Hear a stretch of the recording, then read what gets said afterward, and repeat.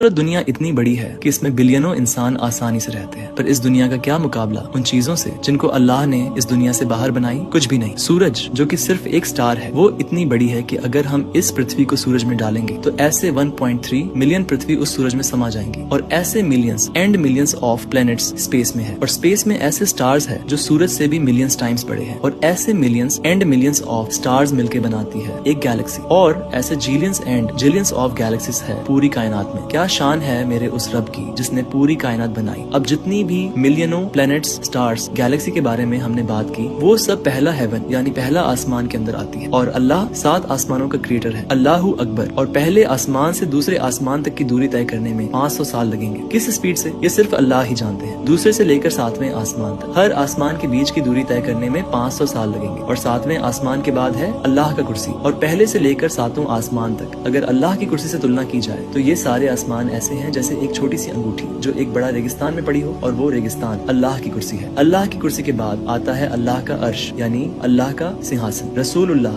صلی اللہ علیہ وسلم نے ارشاد فرمایا کہ اللہ کی کرسی عرش کے مقابلے میں ایسے ہے جیسے ایک معمولی سی انگوٹھی کسی بے انتہا ریگستان میں پڑی ہو۔ سوچو، وہ کرسی جس پر سارے آسمان ایک انگوٹھی کی طرح لگتے ہیں، وہ خود عرش کے سامنے کچھ بھی نہیں۔ پھر آتے ہیں وہ فرشتے جو اللہ کے عرش کو اٹھائے ہوئے ہیں، ان کے سر 7ویں آسمان میں ہوتے ہیں اور پاؤں سب سے نیچی زمین میں۔ پھر آتا ہے عرش کا مالک اللہ جو ہر چیز سے اونچا اور ہر حد سے پرے ہے۔ اللہ کی ذات کو نہ کوئی پوری طرح سمجھ سکتا ہے، نہ کوئی اس کا اندازہ لگا سکتا ہے۔ اس کی شان اتنی بڑی اور بے مثال ہے کہ انسان کی سوچ وہاں تک پہنچ ہی نہیں سکتی۔ وہ وہی ہے جو ہر چیز پر قادر ہے، سب کچھ جاننے والا ہے، اور جس کی مہانتا کی کوئی حد نہیں۔ اللہ اپنے عرش کے اوپر ہے لیکن اس سے کچھ بھی چھپا نہیں۔ زمین میں جو جاتا ہے، جو نکلتا ہے، آسمان سے جو گرتا ہے، جو اس میں پیدا ہوتا ہے، ہر چیز اللہ جانتا ہے۔ دنیا کی سب سے باریک بات بھی اس کے علم سے باہر نہیں۔ تو یہ مت سوچو کہ اللہ دور ہے، وہ قریب بھی ہے اور ہر حال سے خبردار بھی۔ رسول اللہ صلی اللہ علیہ وسلم نے فرمایا، جب اللہ نے مخلوقات کو پیدا کیا تو عرش پر ایک کتاب میں لکھا، بے شک میری رحمت میرے غضب پر غالب ہے۔ اگلا ایپیسوڈ جلد آ رہا ہے، اس سے پہلے ویڈیو کو شیئر کریں۔